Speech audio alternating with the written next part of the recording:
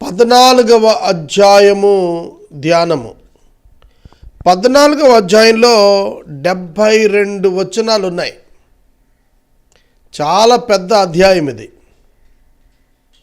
చాలా వివరాలు ఉన్నాయి.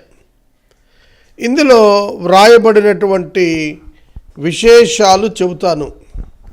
మొదట వాటిని వ్రాసుకోండి, నేర్చుకోండి. ఇది ఉపోద్ఘాత భాగం. మొదటి 2 వచనాలలోనూ యేసుక్రీస్తు ప్రభువును చంపవలననేటువంటి తలంపులు వారు చేస్తున్నారు అని ప్రారంభించాడు. అయితే అల్లరి కలుగునేమో, పండుగలో వద్దు అని చెప్పుకున్నారు. లూకా సువార్త 22:1, ఈ యొక్క మత్తయి సువార్త 26:3లో యేసును చంపాలనే ఆలోచనలను గురించి వ్రాసింది. తర్వాత 3వ వచనం నుండి 9వ వచనము వరకు ఉన్న భాగంలో యేసుక్రీస్తు ప్రభువారు బేతనియా అనే ఊరిలో కుష్ఠరోగి అయిన సీమోను ఇంట భోజనానికి కూర్చున్నారు. ఇంకా అప్పటికి 2 దినాలు ఉంది. అప్పటికి ఇంకా సిలువకు వెళ్ళటానికి 2 దినాలు ఉంది. ఆ రోజున జరిగినటువంటి సన్నివేశం ఏమిటంటే, యేసుక్రీస్తు ప్రభువుని ఒక పేరు చెప్పబడని స్త్రీ ఆయన తల మీద అచ్చ జటామాంసి అత్తరు పోసి ఆ అత్తరు బుడ్డి పగలగొట్టి ఆయన తల మీద అత్తరుని పోసి అభిషేకించింది. ఇది 3వ అభిషేకం.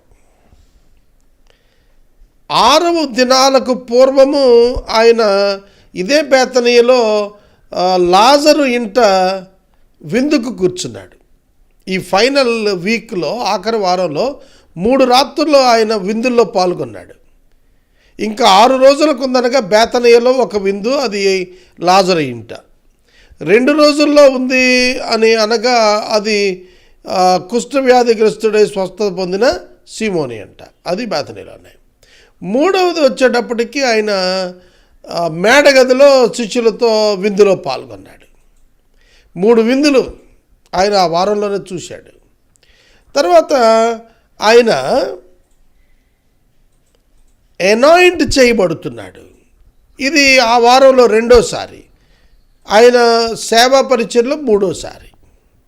దీని వివరాలు మనకు కనిపిస్తున్నాయి. మత్తయి 26:6, లూకా 7:36 నుండి, యోహాను 12:1 నుండి 2వ 3వ ఈ రెండింటి అనాయింట్మెంట్స్ని గురించి మనం చూస్తాం. తర్వాత 10వ వచనము మొదలుకొని 11వ వచనము వరకు యూదా ఇస్కరియోతు యేసు ప్రభువును అప్పగించటానికి అతడు అంగీకారానికి వస్తున్నాడు. ఇది మనకు ఇతర సువార్తలలో మత్తయి 26:14లో, లూకా 22:3లో వ్రాయబడింది. 12వ వచనం నుంచి 16వ వచనం వరకు పస్కా పండుగ కొరకు సిద్ధపాటు. మత్తయి 26:17, లూకా 22:7 వచనాల అనంతరం ఈ పాస్ ఓవర్ ప్రిపరేషన్స్ గురించి ఉన్నది. 17వ వచనం నుండి 21వ వచనం వరకు చివరి పస్కా వధించబడాలి. పస్కాలో ప్రతి పురుషుడు యూదులలో పార్టిసిపేట్ చేయాలి. దీని వివరాలు మనకు మత్తయి 26:20లో, లూకా 22:14లో, యోహాను సువార్త 13లో కూడా వ్రాయబడ్డాయి. 22వ వచనం నుండి 26వ వచనం వరకు యేసుక్రీస్తు ప్రభువారు ఈ మేడగదిలో వారితో కలిసి ఆఖరి రాత్రి భోజనం చేయటానికి గురించిన వివరాలు కనిపించాయి.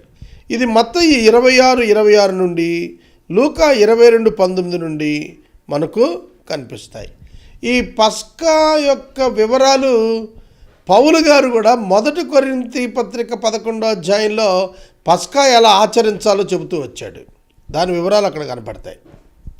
ఇక 27వ వచనం నుండి మనకు 31వ వచనము వరకు పేతురు యేసుక్రీస్తు ప్రభువుని గురించి ఆయన డినై చేయటం, ముమ్మారు ఎరుగను అని ఆయనను గుర్చి బొంకటాన్ని గుర్చినటువంటి విశేషాలు మనకు కనిపిస్తాయి. 27వ వచనము మొదలుకొని 31వ వచనం వరకు ఈ విశేషాలు మనకు చెప్పబడ్డాయి. పేతురు అభ్యంతర పడను అని అన్నప్పుడు ప్రభువు అతనితో నీవు నా విషయం అభ్యంతర పడతావు అని చెప్పిన వివరాలు వ్రాయబడ్డాయి. తరువాత 32వ వచనం నుండి 42వ వచనం వరకు యేసుక్రీస్తు ప్రభువారు గెత్సెమనే వనములో ఆయన వేదన పడుతూ ఉన్నటువంటి వృత్తాంతం వ్రాయబడింది. ఆయన చివరి ప్రార్థన యోహాను సువార్త 17వ అధ్యాయంలో ఏ ప్రార్థన అయితే ఉన్నదో దానిని మనం చూస్తాం.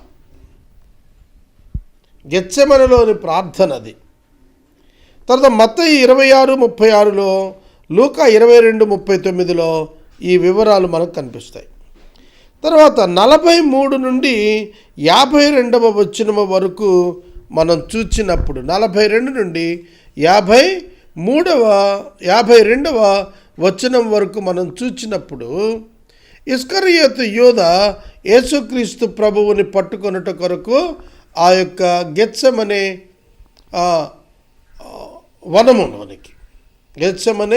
వనములోనికి అతడు రానువ వారిని వెంటబెట్టుకుని వచ్చి ఆయనను ముద్దు పెట్టుకుని ఆయనను అప్పగించినటువంటి సందర్భం.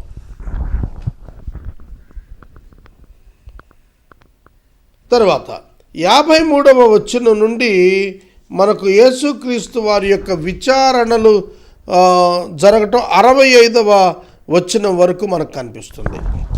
యేసుక్రీస్తుకు 6 విచారణలు జరిగాయి. వాటిలో కొన్ని వర్ణించాడు ఇక్కడ. మత్తయి 26:57 నుండి, లూకా 22:63 నుండి, యోహాను 18:12 నుండి ఈ 6 ట్రయల్స్ మనకు తెలుస్తాయి. ఇందులో 3 ట్రయల్స్ స్వజనులు, 3 ట్రయల్స్ జెంటైల్ అన్యులు చేశారు. ఇక 66 నుండి మనం చూస్తే అధ్యాయం చివరి వరకు కూడా పేతురు యేసుక్రీస్తు ప్రభువును తిరస్కరించటం, తెలియదని అబద్ధమాడటం, ముమ్మారు అబద్ధము బొంకటం, చెప్పటం మనకు కనిపిస్తుంది. ఇదండి 14వ అధ్యాయంలో మనకు చాలా విస్తృతమైన, చాలా ఎక్కువ సమాచారము ఇందులో మనకు ఇవ్వటం జరుగుతుంది. ఇక వాక్య ధ్యానములోనికి వెళదాం. 14వ అధ్యాయము ఒక్కొక్క వచనము ధ్యానించుకుంటూ, చదువుకుంటూ, దాని అర్థాన్ని తెలుసుకుంటూ మనం ముందుకు సాగుదాం. 2 దినములైన పిమ్మట పస్కా పండుగ, అనగా పులియని రొట్టెల పండుగ. పస్కా పండుగకు మరో యొక్క పేరు పులియని రొట్టెల పండుగ. 7 days పాస్ ఓవర్ అంటారు. పస్కా పండుగ ఎక్కడ నియమించబడింది?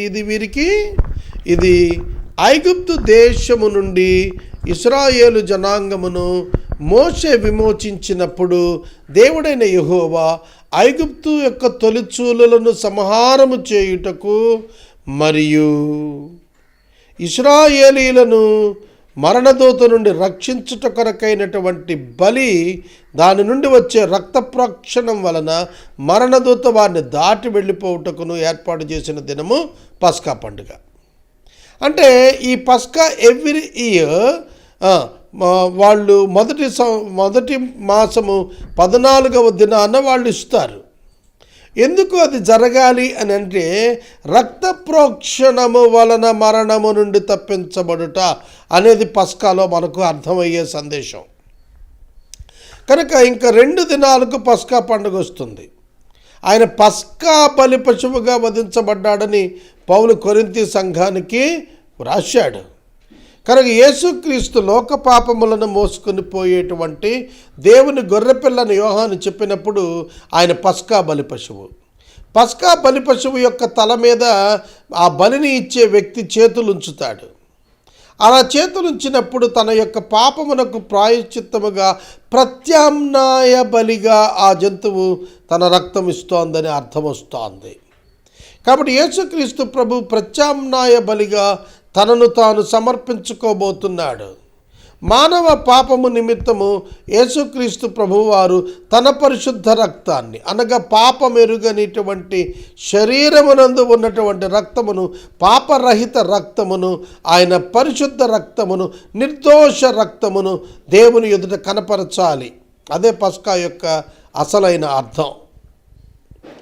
కాబట్టి ఈ పస్కా పండుగ ఇంకా 2 దినాలలో వచ్చేస్తోంది అని అనగా, పులియని రొట్టెల పండుగ వస్తోందనగా, అప్పుడు ప్రధాన యాజకులు, శాస్త్రులు మాయోపాయము చేత ఆయనను ఎలాగ పట్టుకుని చంపుదమా అని ఆలోచన చేసుకుని చూండిరి కానీ ప్రజలలో అల్లరి కలుగునేమో అని పండుగలో వద్దు అని చెప్పుకున్నారు. చూడండి దేవుని యొక్క సమయం ఎలా ఉంటుందో. వాళ్ళు వద్దని అనుకున్నా కూడా ఆ టైంలోనే జరిగింది. అల్లరవుతుందని భయపడినా ఆ టైంలోనే జరిగింది. కాబట్టి ఏమర్థం అవుతుంది మీకు? దేవుని ప్రణాళిక. వీళ్ళు ప్లాన్ చేసినందుకు సిలువ జరగలేదు, దేవుడు ప్లాన్ చేసినందుకు సిలువ జరిగింది అనేటువంటిది ఇక్కడ మనకు ఈ వచనాలు చదువుతుంటే అర్థమైంది. ఆలోచన అయితే చేశారు, కానీ వద్దనే నిర్ణయమే ఆలోచనలో వారికి సబబు అనిపించింది. ఎందుకంటే ఇది పండుగ సమయం గనక. కానీ దేవుడు ఎలా దాన్ని టర్న్ చేసుకుంటూ వచ్చారు? ఇస్కరియోతు యూదాలో సాతానుడు ప్రవేశించి ఆయనను అప్పగించాలనేటువంటి ఆలోచన వాడికి వచ్చింది. వాడు వచ్చి కలుసుకున్నాడు. ఆ తర్వాత స్టోరీ టర్న్ అయింది. ప్రభుభక్తి పారాయణుడిగా ఉన్నటువంటి ఇస్కరియోతు ప్రభు ద్రోహిగా మారిపోతున్నాడు. కాబట్టి దేవుడు తాను సంకల్పించినటువంటి కార్యమును నెరవేర్చుకొనుటకు అతడు అక్కడ ఇస్కరియోతు యొక్క భవిష్యత్తును ఎరిగిన ప్రభువు సమస్తాన్ని కూడా తన యొక్క కాలానుగుణంగా ఏర్పాటు చేసుకున్నాడు. కాబట్టి అతడిలో కలిగినటువంటి ఆలోచన ప్రధాన యాజకులు ఎదుకొచ్చి అతను చర్చించినప్పుడు వారు దానిని ప్రణాళిక చేసుకోవడానికి స్టార్ట్ చేశారు. కాబట్టి వాళ్ళు చాలా మాయా ఉపాయము చేత ఆలోచన చేస్తున్నారు, కపట ఉపాయము చేత ఆలోచన చేస్తున్నారు. యేసుని ఎట్లా చంపాలా అని ఆలోచన చేస్తున్నారు. అల్లరి కాకుండా ఎట్లా చంపాలా అని వాళ్ళు ఆలోచన చేస్తున్నారు. ఎలా పట్టుకుందామా అని ఆలోచన చేస్తున్నారు. వాళ్ళ దగ్గర సొల్యూషన్ లేదు. ఆ సొల్యూషను ఇస్కరియోతు యూదా తీసుకొచ్చాడు వాళ్ళ దగ్గరికి. కాబట్టి దేవుడు తాను అనుకున్న కాలంలో తన కుమారుని యొక్క బలియాగమును తాను చేయదలిచిన కాలంలో తాను చేయటానికి సంకల్పించింది తానే నెరవేర్చుకున్నాడు, వీరు కాదు. మీకు విషయం తెలియాలి, యేసుక్రీస్తు ప్రభు వారి యొక్క సిలువ మానవ ఉద్దేశం, మానవ ప్రణాళిక చొప్పున జరిగింది కాదు. అది దైవ ఉద్దేశం, దైవ ప్రణాళిక చొప్పున జరిగినటువంటిది. కనుక మానవులు ఇక్కడ నిమిత్త మాత్రులే. కాబట్టి యేసుక్రీస్తు ప్రభు వీరిని క్షమించమనే ప్రార్థించాడు. సిలువ వేసినందుకు వారు అగ్నిగుండానికి వెళ్ళాల్సిన పని లేదు. చాలా జాగ్రత్తగా వినాలి. వారు సిలువ వేసినందుకు అగ్నిగుండానికి వెళ్ళాల్సిన పని లేదు. వారి కొరకు కూడా యేసుక్రీస్తు ప్రభు రక్తం చిందించాడు. వారికి కూడా క్షమాపణ ఉంది. అయితే యేసును అంగీకరించనందుకు వెళతారు అగ్నిగుండానికి. పాపం చేసినందుకు అగ్నిగుండానికి వెళ్ళరు ఎవరు కూడా. Please note this. పాపము చేసినందుకు అగ్నిగుండానికి వెళ్ళనక్కర్లేదు. యేసుక్రీస్తు యొక్క శరీరములో దేవుడు దానికి పరిష్కారాన్ని సూచించేశాడు. మరెందుకు వెళ్తారు మనుషులు అగ్నిగుండానికి? యేసును అంగీకరించకపోవటం వల్ల. Denying the solution made by God.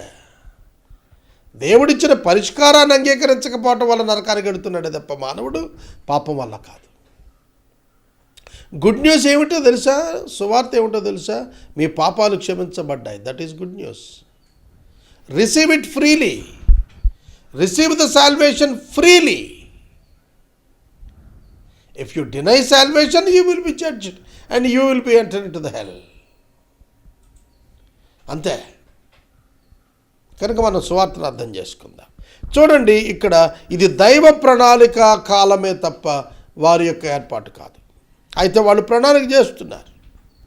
3వ వచనం, ఆయన 3వ వచనం నుండి మనకు 9వ వచనం వరకు ఉన్న వాక్య భాగం ఒక ప్రాముఖ్యమైనటువంటి క్రీస్తు మరణము కొరకైన ఆయన శరీరాన్ని ప్రతిష్ఠించడం, అభిషేకించడం చూస్తాం. అది కూడా ఒక స్త్రీ. చూడండి, చదువుతాను. ఆయన బేతనియలో కుష్ఠరోగి అయిన సీమోని ఇంట భోజనానికి కూర్చున్నాడు. This is third anointing. ప్రభువారికి ఇది 3వ అభిషేకం నూనెతో. మీరు గమనించండి, ఆయన బేతనియలో కుష్ఠరోగి అయిన సీమోని ఇంట భోజనానికి కూర్చున్నాడు. చాలామంది అనుకుంటారు అత్తజటామాంసి అత్తరు పూసినటువంటి సందర్భం సరిగా చదవకొకటి అనుకుంటారు. యోహాను 12వ అధ్యాయంలో అదే బేతనియలో లాజరు ఇంట మరియా అదే అత్తజటామాంసి అత్తరును ఆయన పాదాలకు పూసింది, తల మీద కాదు.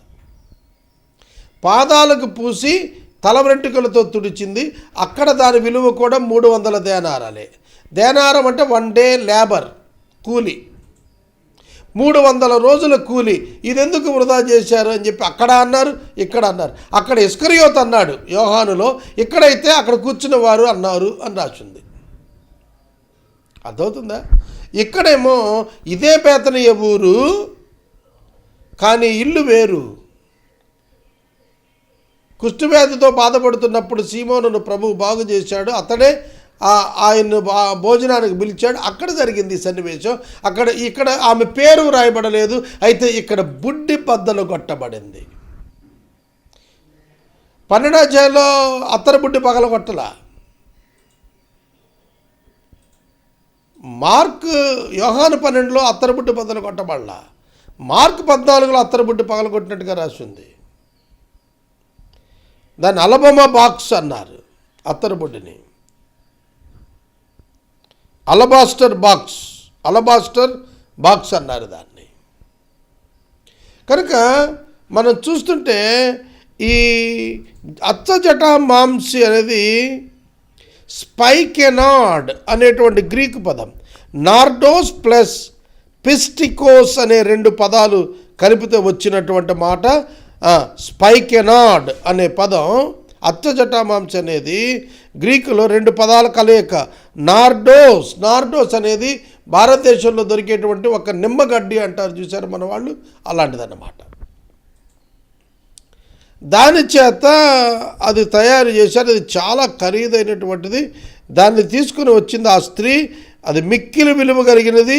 300 days లేబర్. ఇవాళ మనకు లేబర్ ఒక 800 to 1000 రూపీస్ అనుకోండి పర్ డే వేజ్. ఇవాళ రేట్లో లెక్కెట్టాలంటే అది 3 lakhs ఆఫ్ వర్త్ అన్నమాట. 3 లక్షల రూపాయల విలువైనటువంటిది అని మనం లెక్కించుకోవచ్చు వాళ్ళ లెక్కలో. కాబట్టి 300 దేనారాలని వాళ్ళు లెక్క కట్టుకున్నారు ఆ రోజున. మనమైతే 3 లక్షల రూపాయలని అనొచ్చు మనం ఇండియన్ కరెన్సీలో.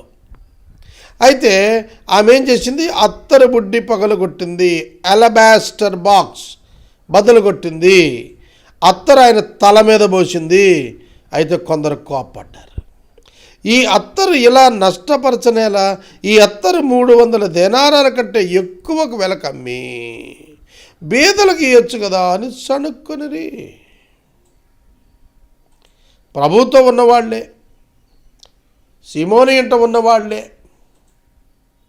ఆమె చర్యను ఖండిస్తున్నారు. కానీ ప్రభు ఖండించొద్దు, ఆవిడ తొందర పెట్టబాకండి అన్నాడు. యేసుక్రీస్తు ప్రభువు శిరస్సు మీద అత్తజటామాంసి అత్తను వేసి ఆమె ఆయన శరీరాన్ని బలి కొరకు ప్రతిష్ఠ చేస్తుంది. అర్థమవుతుందా? కన్సక్రేట్ ఆర్డినేషన్ అవుతుంది అక్కడ.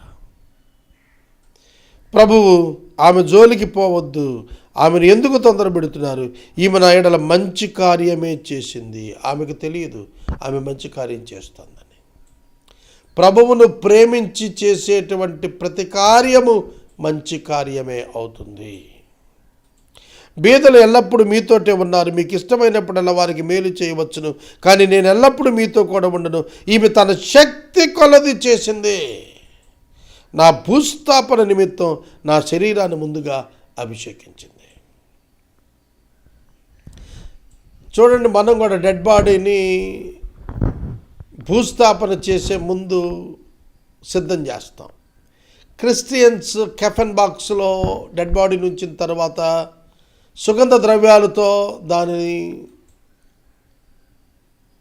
శుద్ధి చేస్తారు, సుగంధ ద్రవ్యాలతో దాన్ని నింపుతారు. ఇస్లాం పీపుల్లో కూడా, ముస్లిం సోదరులు కూడా డెడ్ బాడీని చాలా గొప్ప సుగంధ ద్రవ్యాలతో సిద్ధం చేస్తారు. యేసుక్రీస్తు ప్రభు చనిపోయినప్పుడు కూడా ఆయన మృతదేహానికి 150 సేరుల ఎత్తు రమారమి అగరు బోళం 2 తెచ్చి కలిపి అక్కడ సిద్ధం చేశాడు యోసేపు. ధనవంతుడైనటువంటి అరిమిత యోసేపు మరియు మొదటి రాత్రి ఆయన ఎదుకు వచ్చిన నీకోదేమో ఇద్దరు కలిసి ఆయన బాడీని సిద్ధం చేసే పెట్టారు. కాబట్టి డెడ్ బాడీ భూస్థాపితానికి సిద్ధం చేయబడటం అనేది అందరూ ఎరిగినదే. అది అడ్వాన్స్గా చేసింది ఈవిడ, అది చెబుతున్నాడు ప్రభు. ముందుగా చేశాడు, చేస్తోంది భూస్థాపిత నిమిత్తం. ఆయన శరీరాన్ని ప్రభు కోసం ప్రతిష్ఠ జరుగుతోంది, అభిషేకం జరుగుతోంది. ఇక్కడ సర్వలోకంలో ఎక్కడ ఈ సువార్త ప్రకటించబడుతుందో అక్కడ ఈమె చేసినది జ్ఞాపకార్థంగా ప్రశంసించబడుద్దని నిశ్చయంగా చెబుతున్నాను. ప్రభు ఎక్కడి నుంచి ఎక్కడికి వెళ్ళాడు? సర్వలోకంలో సువార్త ప్రకటించబడుతుందట. వాళ్ళకి ఈ మాటలన్నీ కొత్తగా ఉన్నాయి. ఈ సువార్త, ఏ సువార్త? యేసుక్రీస్తు ప్రభువు వలన ఉచిత పాప క్షమాపణ కలుగును, మానవ పాపం పరిహరించబడింది యేసుక్రీస్తులో అనే సువార్త ఎక్కడైతే చెప్పబడుతుందో అక్కడ ఈ స్త్రీ చేసిన పని ఏం చేయబడుతుంది? ప్రశంసలు పొందుతుంది. ఇవాళ ప్రపంచవ్యాప్తంగా 120 దేశాల్లో క్రైస్తవ్యం ఉన్నది. 380 crores అబౌవ్ క్రిస్టియన్స్ ఉన్నారు. ఇవాళ ప్రతి ఒక్కరూ ఈమె కార్యాన్ని అభినందిస్తారు, ప్రశంసిస్తారు. అది ముందే చెప్పాడు ప్రభు. సర్వలోకంలో సువార్త ప్రకటించబడుతుంది, సర్వలోకంలో ఈమె క్రియ ప్రశంసించబడుతుంది. ఈమె పేరు రాయలేదు పరిశుద్ధాత్మ దేవుడు. ఒకవేళ ఈవిడ పేరు రాసి ఉంటే కొన్ని కోట్ల మంది ఈ పేరు ఇప్పటికే పెట్టుకునేవాళ్ళు. మరియ పేరు, మార్త పేరు, సలోమి పేరు, ఎస్తేరు పేరు, రూతు పేరు,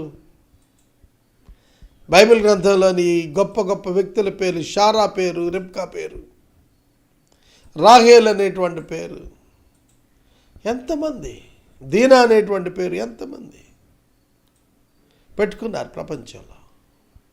బైబిల్ నేమ్స్ ఎంతమంది పెట్టుకుంటారు. ఈమె పేరు పరిశుద్ధాత్మ దేవుడు రాయించలేదు. Name is not important, but the action is important. ఎవరు ఈ పని చేశారు అనే కంటే ఏమిటి ఈ పని, దాని గొప్పతనం ఏంటి అనే దాని మీద ప్రభు కేంద్రీకరించినట్లుగా మనం చూస్తాము. ఇక 10-11 వచనాల్లో ఇస్కరియోతు యూదా 12 మందిలో ఒకడు ఆ ప్రధాన యాజకుల చేతికి ఆయనను అప్పగించాలనే ఆలోచనతో వారి యొద్దకు పోయాడు.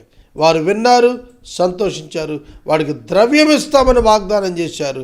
వాడు చాలా సంతోషపడిపోయి అప్పగించడానికి తగిన సమయం కొరకు కనిపెడుతున్నాడు. వెంటనే యాక్షన్లో దిగిపోయాడు. ఒక చిన్న మిస్లెడ్ ఏమిటంటే, ఇక్కడ ద్రవ్యం ఇస్తానన్నారు అన్న చోట బోల్తా పడ్డాడు. ద్రవ్యం అంటే తను ఎన్ని లక్షలు ఊహించాడో.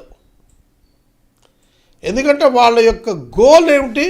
యేసుక్రీస్తు ప్రభువుని చంపేయటం. కనుక అది చిన్న విషయం కాదు. చాలా ప్రజా ఆమోదం ఉన్నటువంటి నాయకుడు యేసుక్రీస్తు ప్రభు. అట్లాంటి ఆయన చంపాలి అంటే ఎంత పెద్ద ధనం దొరుకుతుంది అని ఆశపడ్డాడు. అందుకని మీకు ద్రవ్యం ఇస్తాం అంటే ఒప్పేసుకున్నాడు. వెరీ గుడ్ అనుకున్నాడు. మీకు ఇక్కడ ఒక కథ చెప్తాను.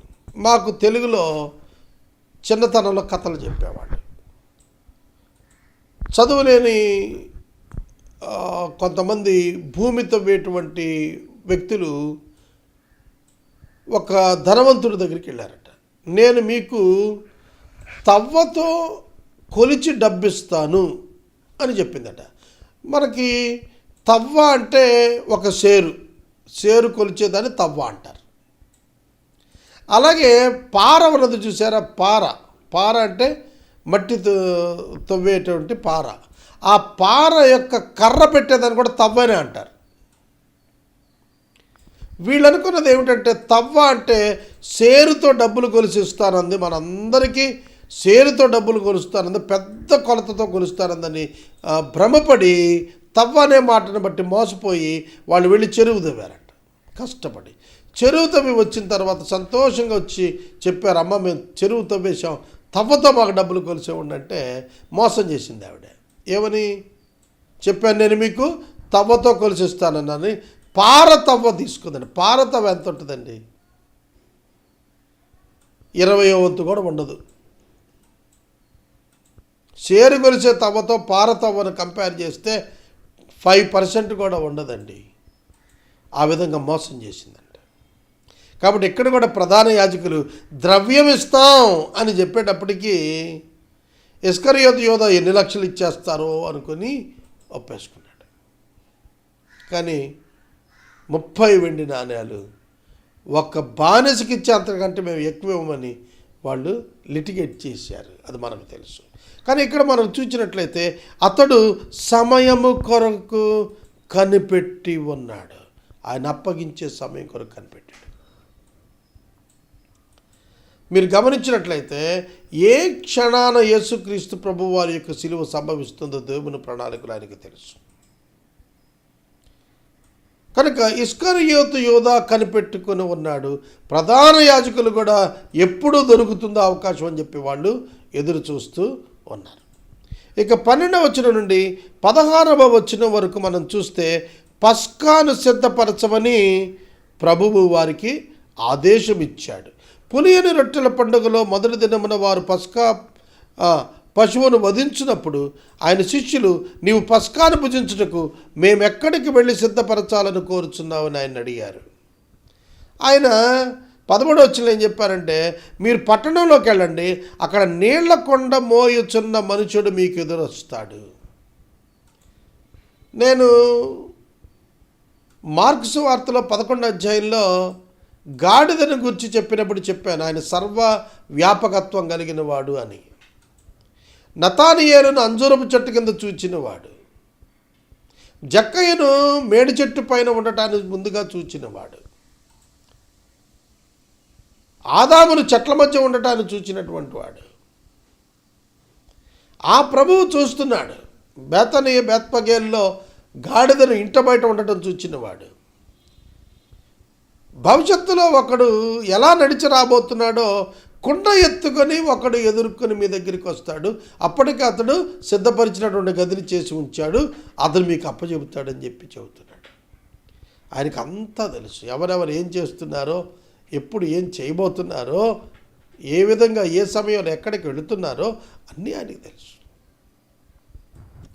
ఆయన నీళ్లకొండ మోస్తున్న ఒక మనుషుడు మీకు ఎదురుపడతాడు, వాడు వెంట ఉండి వాడు ఎక్కడ ప్రవేశిస్తే ఆ ఇంటి యజమాని దగ్గరికి వెళ్ళండి, నేను నా శిష్యులతో కూడా పస్కాను ఆచరించడానికి నా విడిది గది ఎక్కడని బోధకుడు అడుగుచున్నాడు అని చెబుతున్నాడు. బోధకుడు అడుగుచున్నాడని అడిగినప్పుడు సామాగ్రితో సిద్ధము చేయబడినటువంటి గదిని, గొప్ప మేడ గదిని మీకు చూపిస్తాడు. నేను ఆ మేడ గదిలోకి వెళ్ళాను, చూచాను. చూడండి, ప్రభువు పస్కా విందు ఆచరించటాన్ని ఆయన శ్రద్ధగా తీసుకున్నాడు. కనుక ఆయన పరిచర్య లెక్కించబడింది ఈ విధంగానే. 3.5 సంవత్సరాలు పస్కాలను బట్టే లెక్కించారు. 3.5 సంవత్సరాలు ఆయన పరిచర్యని. కాబట్టి ఈ పస్కా యొక్క సామాగ్రి సిద్ధపరచబడినది, గొప్ప మేడగది ఉంది, దాన్ని మీకు చూపిస్తాడు. అక్కడ మీరు సిద్ధపరచడని 2 శిష్యులను పంపాడు. శిష్యులు వెళ్ళి పట్టణంలోనికి వచ్చి వారు ఆయన చెప్పినట్టుగా కనుగొన్నారు. పస్కాను సిద్ధం చేశారు. చూడండి, పస్కాను సిద్ధం చేశారు. ఈవినింగ్ 6 o'clock తర్వాత పస్కా పండుగ స్టార్ట్ అయిపోతుంది. పస్కా దినానే ఆయన చనిపోయింది. పాస్ ఓవర్ ల్యాంబ్ ఆయన. కనుక పస్కా పండుగ ఈవినింగ్ 6 తర్వాత స్టార్ట్ అవుతుంది కనుక వాళ్ళు సిద్ధం చేసుకుంటారు. దాని ఎముకలు విరవరు, పస్కా బలి పశువు ఎముకలు విరవరు. దానిని ఉన్న పొలంగానే బేక్ చేసి కుటుంబం అంతా కూర్చొని దాన్ని భోజనం చేస్తారు. ఒకవేళ అది కొంచెం ఎక్సెస్ ఉంటే కనుక వాళ్ళ యొక్క ఇన్నర్ సర్కిల్లో నుంచి పిలుచుకొని దాన్ని భుజిస్తారు. ఆ దినమే భుజించేసేయాలి దాన్ని. కాబట్టి దానికి కొన్ని స్పెషల్ రూల్స్ ఉన్నవి. కనుక యేసుక్రీస్తు ప్రభు పస్కా బలి పశువుగా తాను అర్పించబడటానికి ఆ దినాన్ని దేవుడు ఆయన కొరకు ఏర్పరిచాడు. ఆ పండుగను ఆయన ఆచరించడం కోసం అన్ని ఏర్పాట్లు జరిగాయి. ఇక 17వ వచనము నుండి ఆయన పస్కాలో పార్టిసిపేట్ చేశాడు. 21వ వచనం వరకు చూద్దాం. సాయంకాలం అయింది. ఆయన 12 మందిని శిష్యులను కూడా వెంటబెట్టుకుని ఆ స్థలానికి వచ్చారు. వారు కూర్చుండి భోజనం మొదలుపెట్టారు. They started eating meal. అప్పుడు యేసు అంటున్నారు, మీలో ఒకడు అనగా నాతో భుజించుచున్నవాడు నన్ను అప్పగించును అని నిశ్చయముగా మీతో చెప్పుచున్నాను అని వారితో చెప్పగా వారు దుఃఖపడి నేనా అని ఒకరి తర్వాత ఒకడు ఆయనను అడగసాగిరి. అందుకు ఆయన 12 మందిలో ఒకడే అనగా నాతో కూడా పాత్రలో చేయి ముంచువాడే నిజముగా మనుష్య కుమారుడు ఆయనను గురించి వ్రాయబడినట్లు పోతున్నాడు. ఇది చాలా అత్యవసరం అండి. ఈ ఒక్క మాట గంట మాట్లాడుకోవచ్చు. మనుష్య కుమారుడు ఆయనను గూర్చి వ్రాయబడినది. ఎవరు రాశారు? దేవుడు, తండ్రి అయిన దేవుడు తాను ప్రణాళిక చేసిన డిజైన్ చొప్పున మనుష్య కుమారుడు వెళుతున్నాడు. This is very important in every believers life. మనము దేవుని చిత్త ప్రకారం వెళ్ళాలి. మోషే అరణ్య యాత్రలో ఇజ్రాయేలీని నడిపించేటప్పుడు దేవుడితో చెప్పాడు, నువ్వు రాకుండా మేము వెళ్ళాం. అందుకే కదా ఆ గుడారం మీద మేఘం పైకి లేచినప్పుడే వాళ్ళు ప్రయాణాలు చేశారు. మేఘం మరలా గుడారం మీదకి వచ్చినప్పుడు వారు ప్రయాణాన్ని నిలిపారు. అది వారి పద్ధతి అని రాసింది. అది వారి పద్ధతి. యేసు పద్ధతి తండ్రి చెప్పిన దాని ప్రకారం నడవటం. మరి మన పద్ధతి ఏమిటి? దేవుడు మనకు చెప్పిన పద్ధతిలో మనం నడవాలి. That is final for us. ఆయన మోషేకు తన మార్గాలను కనపరిచాడు, మనకును ఆయన మార్గములు కనపరచును. We need to follow the ways of God. దేవుని వెంబడించాలి. మనుష్య కుమారుడు నిజంగా ఆయనను గురించి వ్రాయబడినట్లు పోతున్నాడు. ఆయన ఎవరి చేత అప్పగించబడుచున్నాడు ఆ మనుషునికి శ్రమ, ఆ మనుషుడు పుట్టి ఉండని ఎడల వానికి మేలు. ఇర్మియా గ్రంథంలో చెప్పాడు. వాడి ఇల్లు వేరొకటి తీసుకుంటాడు, వారి ఉద్యోగం వేరొకటి తీసుకుంటాడు, వాడి భార్యను వేరొకటి తీసుకుంటాడు, వారి బిడ్డలు నాశనం అయిపోతారు. చూస్తున్నారా? ఇస్కరియోతు యూదా యేసుక్రీస్తు ప్రభువును వెంబడించిన ఉద్దేశం వేరు. భౌతిక రాజ్య స్థాపన చేస్తాడనే భావనతో వచ్చాడు యూదా. కానీ యేసు నా రాజ్యము వేరు అని చెబుతూ వచ్చాడు. కాబట్టి అది యేసు వల్ల సాధ్యం కాదని అనుకొని అతడు ఇక ఆయన అమ్మటానికి ప్లాన్ చేసుకున్నాడు. తన దగ్గరనే దేవుడు ఆయన దగ్గరనే యేసుక్రీస్తు వారు డబ్బు సంచి ఉంచడం వల్ల అతడు డబ్బును ఎప్పటికప్పుడు దొంగిలిస్తూ వచ్చిన దొంగ. అది యేసయ్యకు తెలుసు, ఆయన మాట్లాడలేదు. యేసుక్రీస్తు ప్రభువారు నువ్వు ఎప్పుడు పాపం చేస్తే అప్పుడు వెంటనే వచ్చి క్వశ్చన్ చేసేయడు. తీర్పు దినం ఉన్నది దాని కొరకు. ఇమీడియట్గా ఎందుకు ఖండించడం లేదు దేవుడు, ఎందుకు వాళ్ళని ఏం చేయటం లేదని అనేక మంది అడుగుతారు. ప్రభువుకు ఒక తీర్పు తీర్చేద్దాం ఉంది ఆ రోజున ఆయన అడుగుతాడు. మీరు గుర్తించాల్సింది ఏమిటంటే ఆ మనుషుడు పుట్టకపోతే వాడికి మేలయ్యేదని చెప్తున్నాడు. ఆ మనుషుడికి శ్రమని ప్రభువు చెబుతున్నాడు. ఎందుకంటే అతని భవిష్యత్తు కూడా ప్రభువుకు తెలుసు. అతడు క్షమాపణ పొందుటకు ఇష్టపడని వాడు, పశ్చాత్తాపడలేదు, బాధపడిన వాడు. He was not repented, he remorsed. Remorse is different from repentance. Repentance is real sorry for his sin. Remorse is only recognising pain. అయ్యో ఇలా చేయకుండా ఉంటే బాగుండేదే అనే ఫీలింగే తప్ప అది పశ్చాత్తాపం కాదు.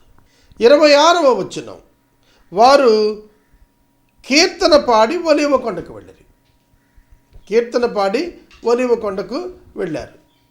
మనకు ఇతర సువార్తల్లో యేసుక్రీస్తు ప్రభువారు రొట్టె విరిచి ద్రాక్షారసాలు ముంచి ఇస్కరియోతు యోధాకి ఇచ్చి, నీ వెళ్ళి నీ పని మీద ఉండు అని చెప్పారు. వాడు వెళ్ళిపోయాడు.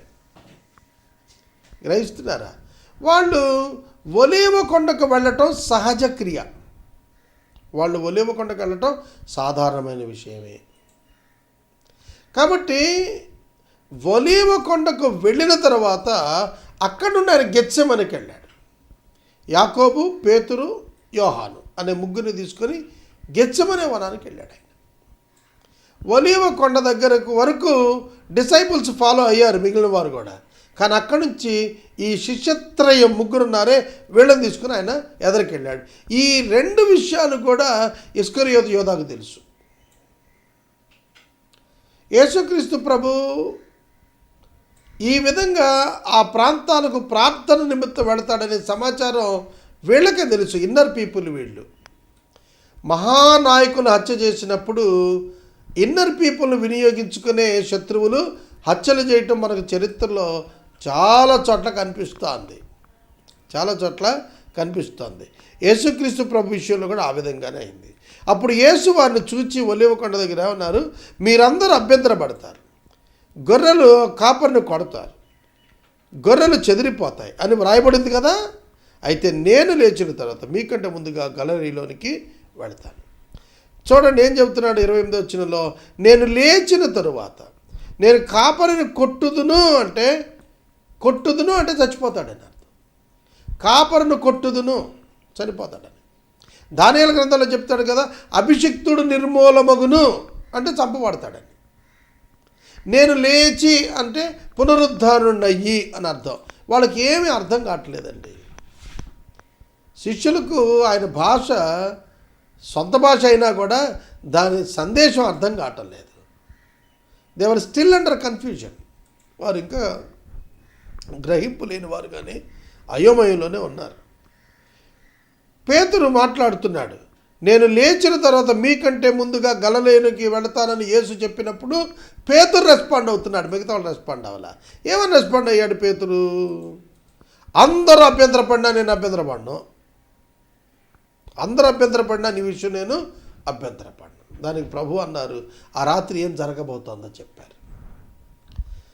దేవుడు ఒక్కడే భవిష్యత్తు ఎరిగిన వాడు. యేసుక్రీస్తు దేవుడు. దేవుడొక్కడే భవిష్యత్తు ఎరిగిన వాడు. దేవుడొక్కడే సమస్తం చూడగలిగిన వాడు. యేసుక్రీస్తే దేవుడు. గ్రహిస్తున్నారా? పేతురికి ఏం సంభవించబోతుంది ఆ రాత్రి? పేతురు 3 సార్లు బొంకబోతున్నాడు యేసుని ఎరుగనని. అది అతనికి ముందే చెప్పేశాడు ప్రభు. యేసు పేతురును చూచి, నేటి రాత్రి కోడి 2 మారులు కూయక మునుపు నీవు నన్ను ఎరుగనని 3 మారు చెప్పెదవని నీతో నిశ్చయంగా చెప్పుచున్నాను. అతడు మరి ఖండితంగా అంటున్నాడు, నేను నీతో కూడా చావవలసి వచ్చినా కూడా నిన్ను ఎరుగనని చెప్పను అని అన్నాడు. అట్లు వారందరూ అనిరి. నీ కొరకు మేము ప్రాణం పెడతాం, నీ కొరకు మేము చనిపోతాం, నీకు బదులు మేము మా ప్రాణాలు పెడతాం, కానీ నిన్ను చావనివ్వం అని చెప్పారు. అది జరిగేది కాదు అని ప్రభువుకు ముందే తెలుసు. ప్రభువుకు శిలువ మరణం జరుగుతుందని తెలిసినప్పుడు అంతేకాదు, దాని తర్వాత వచ్చే పునరుద్ధానం కూడా తెలుసు, దాని తర్వాత వచ్చే ఆరోహణం తెలుసు, దాని తర్వాత ఆయన పరలోకానికి వెళ్ళటం తెలుసు, దాని తర్వాత ఆయన ఈ లోకానికి రావటం తెలుసు, దాని తర్వాత ఆయన 1000 ఏళ్ల పాలన తెలుసు, దాని తర్వాత ఆయన తీర్పు తీరుస్తాడని తెలుసు, ఆ తర్వాత నూతన భూమి ఆకాశం మీదకి సంఘాన్ని తీసుకెళ్తాడని తెలుసు, సృష్టిని నాశనం చేస్తాడని తెలుసు. ఆయనకు అన్నీ తెలుసు. అందుకే సిలువ ఆయనకు ఆశ్చర్యం కాదు. It is not mystery, it is not wonder for him. ఆయనకేమది ఆశ్చర్యం కాదు, ఆయనకేమది కొత్త సంగతి ఏమి కాదు. అది it is revealed one to him. He knows everything before he came in to this world. ఈ లోకానికి రాక మునిపే ఆయన ఎందుకు వస్తున్నాడో తెలుసు. అందుకే హెబ్రీ 10 అన్నాడు, నీవు నాకు ఒక శరీరాన్ని అమర్చావు అన్నాడు. 12వ సంవత్సరంలోనే తల్లిదండ్రులుగా ఉన్నటువంటి వారికి చెప్పుకొచ్చాడు, నేను నా తండ్రి పని మీద ఉండాలని మీరు ఎరుగరా అని చెప్పి వాళ్ళని అడిగాడు. మరి ఆ మాటలు హృదయంలో పెట్టుకుంది ఆశ్చర్యపడి. కాబట్టి యేసుక్రీస్తు ప్రభు వచ్చింది సిలువ వేయబట్టానికే. యేసుక్రీస్తు ప్రభు వచ్చింది చనిపోవటానికే వచ్చాడు ఆయన. అందుకని ఆయన దాని వైపే అడుగులు వేస్తున్నాడు. నిజముగా ఆయన తన గురించి వ్రాయబడిన దాని కొరకే నడుస్తున్నాడు అంటే అర్థం ఏంటంటే God's design for him, God's plan for him, దానిని అతడు నెరవేర్చుచూ వెళుతున్నాడు అని అర్థం. మనం కూడా దేవుని ప్రణాళికను మన పక్షంగా ఏముందో దానినే నెరవేర్చడానికి మనం ముందుకు కొనసాగాలని మనం నేర్చుకోవాలి. పేతురును అతనితో ఉన్న వారందరూ కూడా మేము కూడా నిన్ను ఎరుగను అని మేము చెప్పము ఖండితంగా చెబుతున్నారు. చావవలసి వచ్చినా సరే చస్తాం కానీ ఎరుగను అని మాత్రం చెప్పమని అందరూ చెప్పారు. 32 వచ్చిన వారు గెత్సెమని అనబడిన చోటునకు వారు వచ్చినప్పుడు, ఎవరు వారంటే ముగ్గురు, యేసుతో మరొక ముగ్గురు వచ్చారు. గెత్సెమని అంటే అర్థం గానుగా. ఆ వనము దగ్గరికి వచ్చారు. కెద్రోను వాగు దాటి గెత్సెమన వనానికి వచ్చారు. కిద్రోను వనం దాటారు.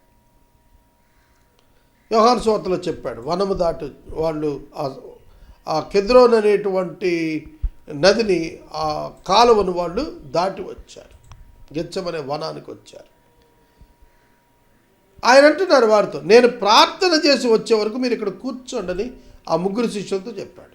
పేతురు, యాకోబు, యోహాను అని వారిని వెంటబెట్టుకుని పోయి మిగుల విభ్రాంతి నొందుటకు చింతాక్రాంతుడొకటకు ఆరంభించాడు. అప్పుడు ఆయన, నా ప్రాణము మరణమగునంత దుఃఖములో మునిగి ఉన్నది, మీరక్కడ ఉండి మెలకువగా ఉండండి అని వారితో చెప్పాడు.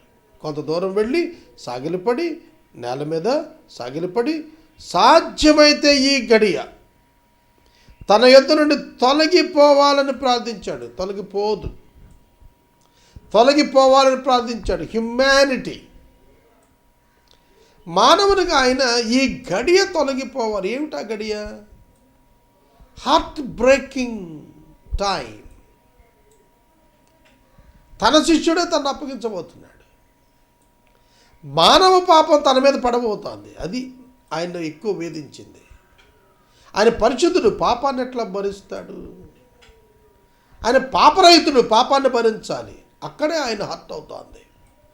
ఫిజికల్ పెయిన్ గురించి కాదు, స్పిరిచువల్ డెత్ గురించి ఆయన వేదన చెందుతున్నాడు.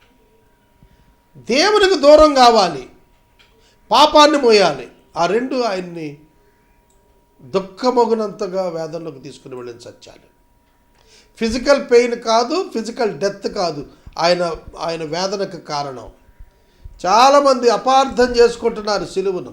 ఆయన వచ్చిందే సిలువ వేయబట్టానికి, ఆయన వచ్చిందే చనిపోవటానికి. ఆయన ఇష్టముతో దానిలోనికి వెళ్తున్నాడు. అటువంటప్పుడు ఆయన ఎందుకు వేదన పడతాడు మరణం గురించి? కామన్ సెన్స్ క్వశ్చన్ ఆలోచించాలి కదా. ఆయన ఏ మరణం గురించి ఆలోచిస్తున్నాడు? తండ్రి నుండి వేరవటం. ఫిజికల్ డెత్ కాదది, ఆధ్యాత్మిక మరణం. అది ఆధ్యాత్మిక మరణం గురించి ఆయన భయపడుతున్నాడు, బాధపడుతున్నాడు, దుఃఖపడుతున్నాడు, వేదన పడుతున్నాడు. పరిశుద్ధుడు, పాపం మోపబడుతుందంటే, అయ్యా ఈ గిన్నెని 5 నుండి తొలగించయ్యా అని అంటున్నాడు. అయినా నీ చిత్తమే. ఎంతోసేపు లేదండి. సిలువ మీద దేవుడు ఆయనని విడిచింది క్షణాలే. మళ్ళా తిరిగి రెస్టోర్ చేసి ఆ క్షణాలలోనే దేవుడు మానవ పాపానికి యేసుక్రీస్తు శరీరం మీద పాపాన్ని మోపి పాపానికి శిక్ష విధించేశాడు. ఇంకా నేను చెబుతాను సిలువలోనికి వెళ్ళినప్పుడు ఈ వివరాలు మళ్ళీ మనం చూద్దాము. ఆయన నా ఇష్ట ప్రకారం కాదు, నీ చిత్త ప్రకారం కానివ్వన్నాడు. 2 మాటలు గమనించాలి. ఇష్టము చిత్తము. కనుక మనిషికి కొన్ని ఇష్టాలు ఉంటాయి. ఆ ఇష్టం చొప్పున చేయమని కోరతాడు. కానీ దేవునికి ఒక చిత్తం ఉంటుంది, దాని చొప్పున జరగాలని ఆయన కోరతాడు. కనుక దేనికి లోబడాలి మనం? మన ఇష్టానికా దేవుని చిత్తానికా? దేవుని చిత్తానికి లోబడాలి. అది మన ఇష్టానికి భిన్నంగా ఉన్నా దేవుని చిత్తానికే లోబడాలి. మనుషులు ఎప్పుడైనా సరే గుర్తించాలి, దేవునికి ఇష్టమైనటువంటిది, చిత్తమైనటువంటిది మనుషుల ఇష్టానికి పలుమార్లు భిన్నంగా ఉంటుంది. అయినా సరే దానిని అంగీకరించాల్సిందే. 37వ వచనం, ఆయన మరలా వెనుకకు తిరిగి వచ్చి వారు నిద్రపోతూ ఉండటం చూచి సీమోను, ఎందుకంటే ఆయనే కదా మొట్టమొదట ఇనిషియేట్ చేశాడు, నేను చావనైనా చస్తాను కానీ నిన్ను ఎరగనని చెప్పనని అన్నాడు కదా, మరి ఇప్పుడు నిద్రపోతున్నాడు. సీమోను వెంటనే ఎక్స్పెక్ట్ చేయలా యేసు ప్రభు మీద దాడి జరుగుతుంది, ఆయన బంధిస్తారు అని వెంటనే ఎక్స్పెక్ట్ చేయలా. భవిష్యత్తులో ఎప్పుడైనా అని అనుకుని ఉంటాడు. అర్థమవుతుందా? కనుక తను నిద్రపోతున్నప్పుడు ప్రభు అతన్ని అడుగుతున్నాడు, నువ్వు నిద్రించుచున్నావా? ఒక్క గడియ అయినా మేలుకొని ఉండలేవా? ఒక్క గడియ అయినా నువ్వు మేలుకొని ఉండలేవా?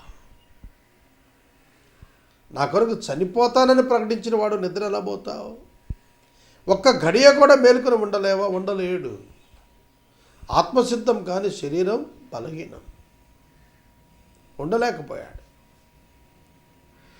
మీరు శోధనలో ప్రవేశించకుండానట్లు మెలకువగా ఉండి ప్రార్థన చేయండి.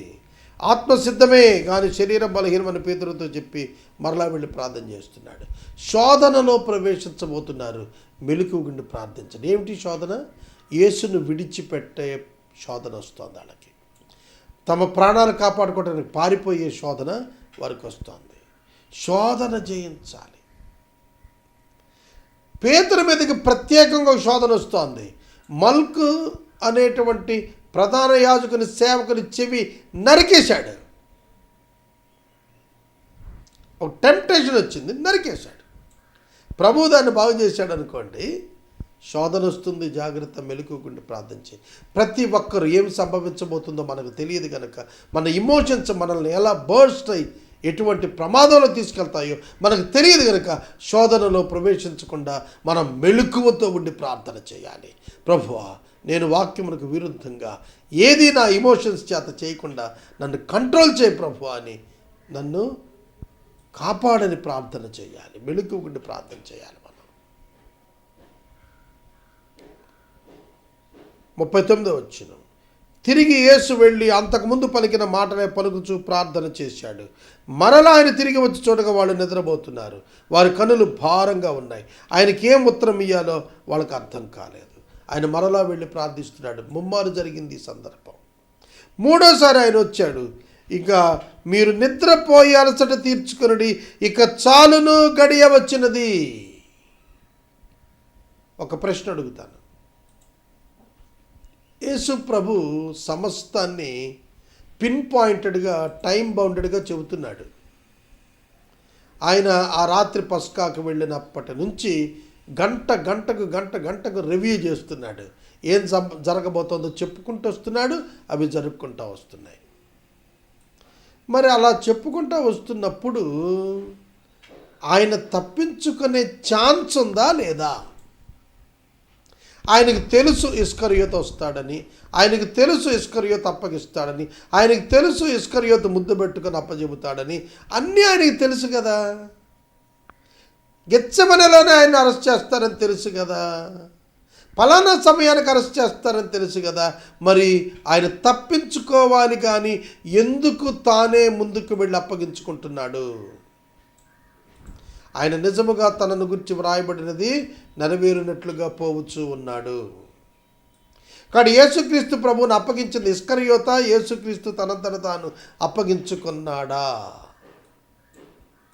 ఆయనను అప్పగించినటువంటి ఇస్కరియోతు అన్నప్పుడు హీ కన్ఫర్మ్డ్ క్రైస్ట్, ఆయనే యేసుక్రీస్తు అని ఇస్కరియోతు కన్ఫర్మ్ చేసిన తర్వాతే వాళ్ళకు తెలిసింది. యేసే అప్పగించుకున్నాడు తనంతట తాను వెళ్ళి, కానీ ఇస్కరియోతు కన్ఫర్మ్ చేశాడు ఈయనే యేసు. ఎందుకంటే అందరి వస్త్రధారణలు ఒకలానే ఉంటాయి యూదుల్లో. అది రాత్రిపూట సమయం, లైట్ లేనటువంటి టైంలో నేను యేసును అని 12 మందిని ఎవరైనా రావచ్చుగా. కొత్త వారికి రాత్రి వేళ తెలియదు గుర్తుపట్టడం, కానీ రెగ్యులర్గా ఆయనతో ఉండే వాళ్ళకు తెలియదా? కాబట్టి యేసు అప్పగించుకున్నాక ఇస్కరియోతు యోధ యేసుక్రీస్తు ప్రభువుని ముద్దు పెట్టుకుని అప్పచెప్పాడు.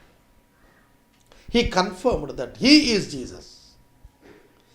దో Jesus accepted even before Iscariot Judas handed over Jesus Christ. యేసుక్రీస్తుని అప్పగించడానికి ముందే యేసే తనను తాను అప్పగించుకున్నాడు. ఇస్కరియోతు కన్ఫర్మ్ చేశాడు. అది జరిగిందనమాట. కాబట్టి ప్రభు అంటున్నారు, లెండి, ఆ గడియ వచ్చేసింది, అదిగో ఇదిగో మనుష్య కుమారుడు పాపుల చేతికి అప్పగించబడుతున్నాడు, లెండి వెళదాం, ఇదిగో నన్ను అప్పగించేవాడు సమీపించి ఉన్నాడు. వారు మాట్లాడుతూనే ఉన్నారు. వెంటనే ఇంకా మాట్లాడుతూనే ఉండగా 12 మంది శిష్యుల్లో ఒకడైన ఇస్కరియోతు యోధ వచ్చేసాడు.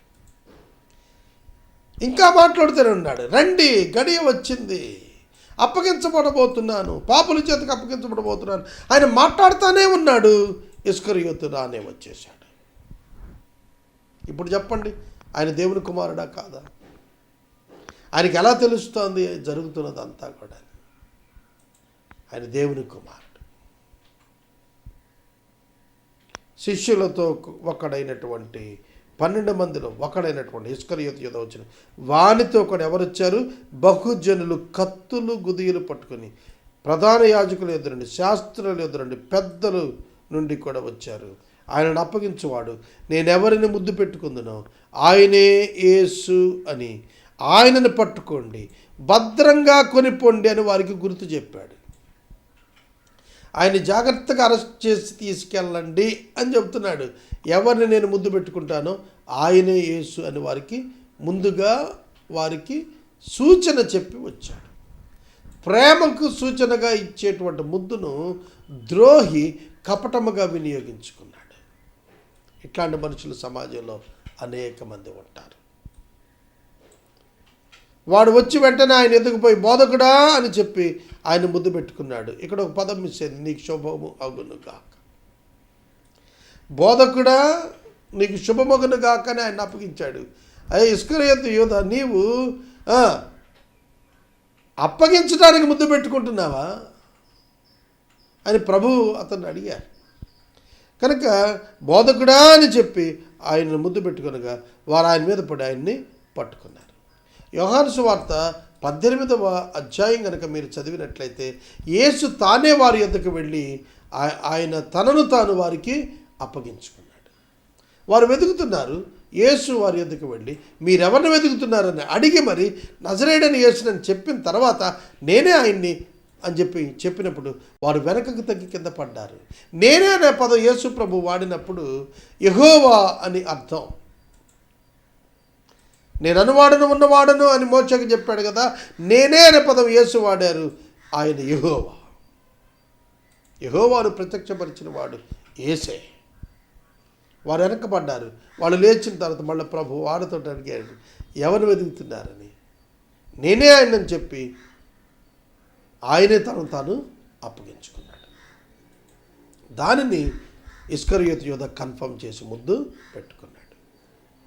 ఈ ప్రక్కనే నిలిచిన వారిలో ఇస్కరియోతు యోధాతో పాటుగా ఉన్నటువంటి మరొక 3 శిష్యుల్లో ఒకడైనటువంటి పేతురు కత్తి దూశాడు.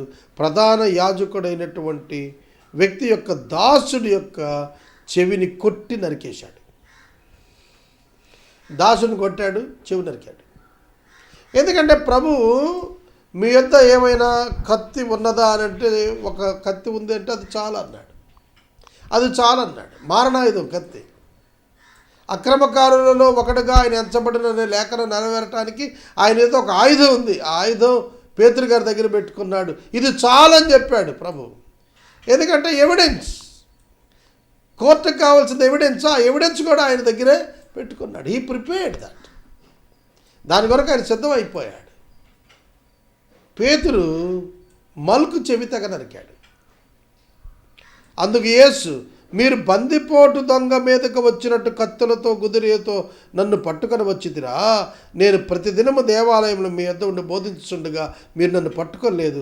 అయితే లేఖనములు నెరవేరునట్లు ఈలాగు జరుగుతున్నది అని చెప్పాను. అప్పుడు శిష్యులందరూ ఆయనను విడిచి పారిపోయిరి. రైట్, శిష్యులందరూ ఆయనను విడిచి పారిపోయారు. ఇది లేఖనము నెరవేరినట్లుగా జరుగుతోంది. కాపరిని కొట్టుదును, గొర్రెలు చెదరిపోవును అని వ్రాయబడినట్లు గొర్రెలు చెదిరిపోయాయి. శిష్యులు పారిపోయారు, యేసును అరెస్ట్ చేశారు. మార్కు సువార్త 14వ అధ్యాయము 51, 52 వచనాలు చదువుతున్నాను.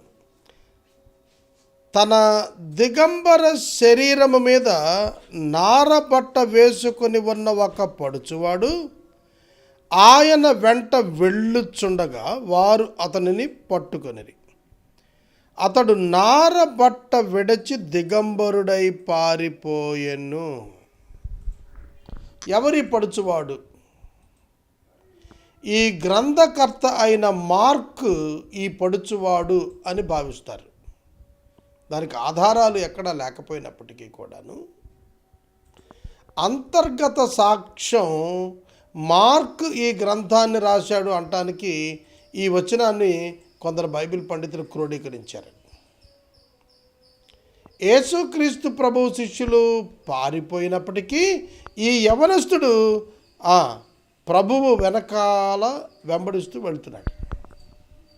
ఎక్కడ తీసుకెళ్తున్నారు, ఎవరు ఈయన అనేది వెంబడిస్తూ చూడాలనుకున్నాడు. కానీ అతడు కూడా శిష్యుల సంబంధితమైన వాడేమో అనుకొని అతను పట్టుకోబోయారు. అతడు నారబట్ట విడిచి పారిపోయాడు. అంతవరకే. ఇక 53వ వచనం దగ్గర నుండి చూస్తే ప్రభువునకు జరిగినటువంటి ట్రయల్స్, విచారణలు, 3 విచారణలు స్వజనులు చేసిన విచారణలు.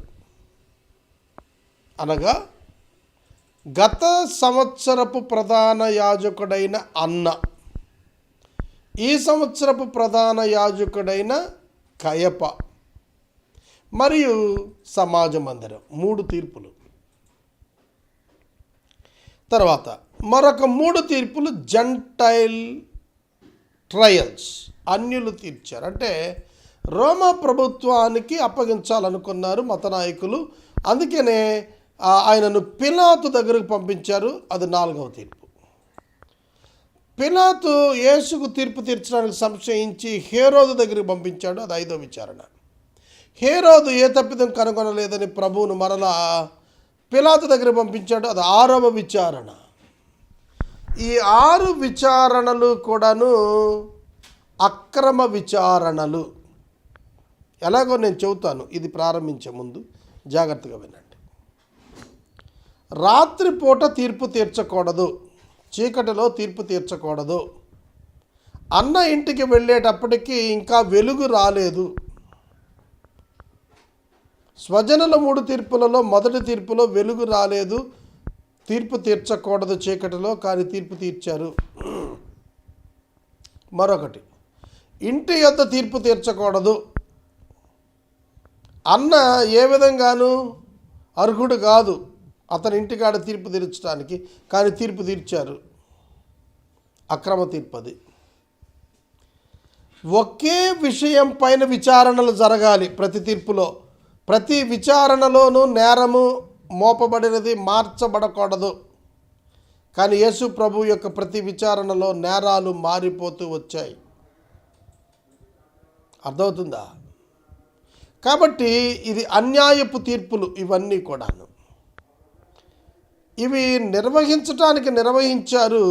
వాస్తవంగా యేసుకు విచారణలు చేశారు, కానీ వారు విచారించబడ్డారు అనేది నేను నమ్ముతాను. ఎందుకంటే రేపటి దినాన తీర్పులోనికి ప్రభువు వారిని తీసుకుని వచ్చినప్పుడు ఇవే విషయాలు వారి కొరకైన తీర్పులో ప్రస్తావనకు వస్తాయి.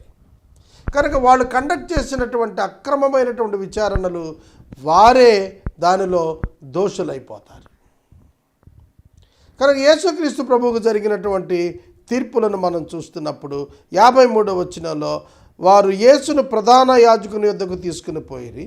ప్రధాన యాజకులు, పెద్దలు, శాస్త్రులు అందరూ కూడా అతనితో కూడా వచ్చిరి.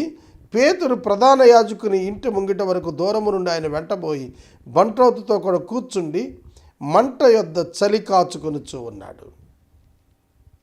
55వ వచనంలో ఆయనకు విచారణలు కొనసాగాయి. వాటి యొక్క డీటెయిల్స్ ఇవ్వలేదు, కానీ ఆయన నిర్దోషం తెలిసిందని రాశాడు. ప్రధాన యాజకులు, మహాసభ వారు యేసును చంపాలని ఆయన మీద సాక్ష్యం వెతికారు, కానీ ఏమీ వారికి దొరకలేదు, సాక్ష్యము దొరకలేదు. సాక్ష్యం లేకపోతే శిక్ష వేయటానికి న్యాయాధిపతికి అవకాశం లేదు. అనేకులు ఆయన మీద అబద్ధ సాక్ష్యం పలికారు, కానీ వాటిలో ఒకదానికి ఒకటి సరిపడలేదు. అబద్ధ సాక్షులను డబ్బిచ్చి తెచ్చుకున్నా కూడా క్రాస్ ఎగ్జామినేషన్లో వాళ్ళు నిలబడలేకపోయారు. అప్పుడు కొందరు లేచి, చేతి పని అయిన ఈ దేవాలయమును పడగొట్టి 3 దినములలో చేతి పని కాని మరి ఒక దేవాలయమును నేను కట్టుదునని వీడు చెప్పుచుండగా వింటిమని ఆయన మీద సాక్ష్యం పలికిరి. కానీ అలాగైనను వీరి సాక్ష్యము సరిపడలేదు. ఏంటంట?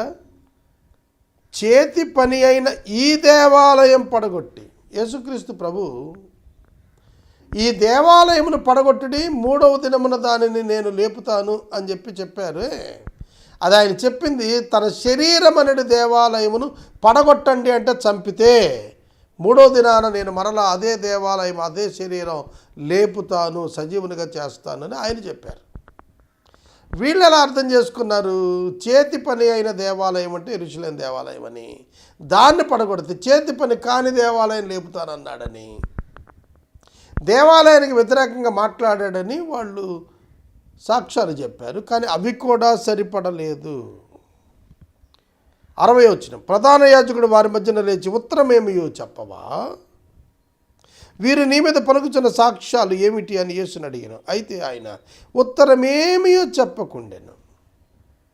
ప్రధాన యాజకుడు కైప చాలా కృత్రిమమైనటువంటి మనిషి, కుటిలుడు. ఏమంటున్నాడు తెలుసా? అయితే ఆయన ఉత్తరమేమియో చెప్పక ఉండెను. తిరిగి ప్రధాన యాజకుడు, పరమాత్మను కుమారుడు అయిన క్రీస్తువు నీవేనా అని అడిగాడు. చూడండి, పరమాత్ముని కుమారుడు, నేను దేవుని పేరట నీకు ఆనబెట్టుచున్నాను, నీవు దేవుని కుమారుడువా అని అడిగాడు. ప్రభు నీవు అన్నట్టే అన్నాడు. అవును నేనే. మళ్ళీ కొంచెం యాడ్ చేశాడు, మీరు మనుష్య కుమారుడు సర్వశక్తిని కుడిపార్శ్వమున కూర్చుండుటయు ఆకాశ మేఘారుడై వచ్చుటయు చూచెదరని చెప్పిన. ఆయన ఇప్పటికే వచ్చాడు కదా, ఆయన తన యొక్క 2వ రాకడను గురించి చెబుతున్నాడు. ఆకాశ మేఘారుడుగా తాను వస్తానని చెబుతున్నాడు. ప్రధాన యాజకుడు వస్త్రం చించుకున్నాడు. నేనే దేవుని కుమారుణ్ణి అని అన్నాడు అంటే నేనే దేవుణ్ణి అని ప్రకటించుకున్నట్టే. కాబట్టి యేసుక్రీస్తు ప్రభు దైవదూషణ చేశాడు, వస్త్రం చించుకున్నాడు. ప్రధాన యాజకుడు వస్త్రం చించుకోకూడదు, చించుకుంటే డిస్క్వాలిఫై అవుతాడు, ప్రధాన యాజకుడిగా ఉండటానికి కుదరదు. అక్కడ యేసు మనకు ప్రధాన యాజకుడిగా మారాడన్నమాట. కాబట్టి ప్రధాన యాజకుడు ఆయన మాటను ఆయన మీద సాక్ష్యంగా తిప్పాడు. ఆయన ఏం చెప్పాడు? నేను దేవుని కుమారుడిని అని అన్నాడు. ఆయన దేవుని కుమారుడు కాబట్టే దేవుని కుమారుడిని అని ఒప్పుకున్నాడు. ఆయన సాక్ష్యాన్ని ఆయన మీద ఉంచాడు. అంతేకాదు, ఇంకా లిటిగేషన్ ఏంటంటే అక్కడున్న వారందరితో అంటాడు, ఇక సాక్షులతో పని లేదు, మీరే సాక్షులు అన్నాడు. వారందరూ కూడా ఇప్పుడు సాక్షులుగా మారిపోయారు, శ్రోతలు సాక్షులు అయిపోయారు. కానీ ఆయన చెప్పింది ఏమిటి? నిజం చెప్పాడు. అది వాళ్ళు నమ్మలేదు, కాబట్టి అది వారికి అబద్ధంగా ఉంది. దేవుని వాక్యం అనే నిజాన్ని ఎవరు నమ్మరో అది వారికి అబద్ధంగానే గోచరిస్తుంది. దేవదూషణ మీరు విన్నారు కదా అని అన్నాడు. దేవదూషణ మరణమునకు పాత్రుడని ఆయన మీద నేరస్థాపన చేశారు. ఓకే, దేవదూషణకు శిక్ష ఏమిటి? దేవదూషణకు శిక్ష రాళ్లతో కొట్టి చంపాలి. మరి చంపలేదే, సిలువ కిందకి అప్పగించారు. వాళ్ళకి తెలుసు రాళ్లతో కొట్టి చంపితే ప్రజలు ఊరుకోరు, సొంత ప్రజలు. అందుకనే దానిని మత హత్యగా కాకుండా రాజకీయ హత్యగా మార్చాలని వాళ్ళు తలంచుకున్నారు. మరియు కొందరు ఆయన మీద ఉమ్మి వేసి ఆయన ముఖమును ముసుగు వేసి ఆయన గుద్దుచు ప్రవచించమని ఆయనతో చెప్పారు. బంట్రోతులు ఆయన అరచేతులతో కొట్టి పట్టుకున్నారు. పేతురు ఇక ఆయన ఆ విధంగా కొడుతుంటే పేతురు ముంగిట క్రింది భాగంలో ఉండి ప్రధాన యాజకుని పనికత్తుల్లో ఒకటి వచ్చి పేతురు చలి కాచుకుంటూ చూచింది. అతను నిదానించి చూచి, నీవు నజరేయుడగు యేసుతో కూడా ఉన్నవాడు కావా అని అడుగగా ఆయన ఎవడో నేను ఎరుగును అని చెప్పాడు. నువ్వు చెప్పింది నాకు బోధపట్టం లేదని చెప్పి నడవలోకి వెళ్ళాడు. కోడి కూసింది. ఇక్కడ ముమ్మారు అబద్ధం ఆడతాడు కోడి కూయక మునుపు. కానీ ఇక్కడ మనకు 68వ వచనంలో ఒక్కసారి కోడి కూసింది. నీవు 2 మార్లు కోడి కూయక మునుపు ముమ్మారు అబద్ధం ఆడతావని చెప్పిన దాన్ని కంటిన్యూ అవుతోంది ఆ సన్నివేశం. ఆ పనికత్త అతను చూచి వీడు వారిలో ఒకడిని దగ్గర నిలిచిన వారితో మరలా చెప్తోంది. నేను కాను అంటున్నాడు. కొంతసేపు అయిన తర్వాత దగ్గర నిల్చున్న వారిలో మరలా పేతురును చూచి నిజముగా నీవు వారిలో ఒకడు, నువ్వు గలిలయుడవు కదా అని అన్నారు. అందుకు మీరు చెప్పుచున్న మనిషిని నేను ఎరుగనని శపించుకున్నట్టుకు ఒట్టు పెట్టుకుంటూ మొదలుపెట్టాడు. 3 సార్లు అబద్ధం ఆడేశాడు. అప్పుడు 2వ మారు కోడి కూసింది. కాబట్టి కోడి 2 మారులు కూయక మునుపు నీవు నన్ను ఎరుగనని ముమ్మారు చెప్పెదవని యేసు తనతో చెప్పిన మాట పేతురు జ్ఞాపకం చేసుకొని తలపోయిచు ఏడ్చెను. రిపెంటెడ్, పశ్చాత్తాపడ్డాడు. యేసు గాయాలతో వెలుపటకు వచ్చినప్పుడు పేతురు వైపు చూచాడు. యేసు తన గాయాలను వెతుక్కోలేదు, పేతురును వెతికాడు. అర్థమవుతుందా? పేతురుకు యూదాకు తేడా ఏమిటంటే పేతురు తలపోసుకుని ఏడుస్తున్నాడు. ఇస్కరియోతు యూద ఉరి వేసుకుని చనిపోయాడు. That is the difference. పేతురు పశ్చాత్తాపడి అపోస్తలుడిగా కొనసాగటం కొరకు ప్రభువుకు లోబడిన వాడుగా అయ్యాడు. ఇస్కరియోతు యూద ధనాపేక్ష చేత ప్రభువును అప్పగించి తన ప్రాణాన్ని తీసుకున్నాడు. కనుక పశ్చాత్తాపము అంగీకారము. ప్రభువు సన్నిధిలో తన పాపమును గురించి ఏడుస్తున్నాడు, దుఃఖపడుతున్నాడు పేతురు. అందుకే అంగీకరించబడ్డాడు. ఇక్కడ మనం 14వ అధ్యాయాన్ని ఇక్కడ ముగించుకో